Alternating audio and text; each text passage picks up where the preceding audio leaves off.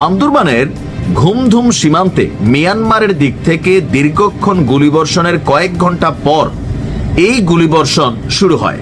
রোববার রাত 10টার দিকে এই গুলিবর্ষণ আমরা যারা স্থানীয়রা আছেন তারা শুনতে পান। ধারণা করা হচ্ছে আরাকান আর্মি এবং মিয়ানমারের জান্তা সমর্থিত প্রতিদ্বন্দ্বী সশস্ত্র গোষ্ঠীগুলোর মধ্যে বন্দুক যুদ্ধ হয়েছে।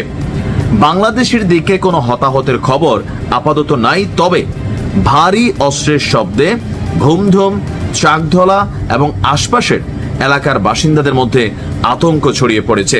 উত্তেজনা আরো বাড়িয়ে নির্ভরযোগ্য সূত্র জানিয়েছে যে মিয়ানমারের লালদ্বীপ এলাকার নাফ নদীর কাছে প্রায় ডজন খানেক সশস্ত্র আরাকান আর্মির সদস্য অবস্থান করছে।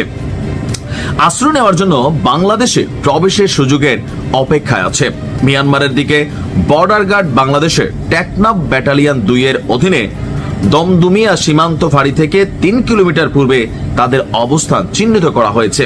এখন এমনিতে 5 জন রোহিঙ্গা ঢুকা আর ডজন খানেক সশস্ত্র আর্মি ঢুকা, এদের পরিকল্পনা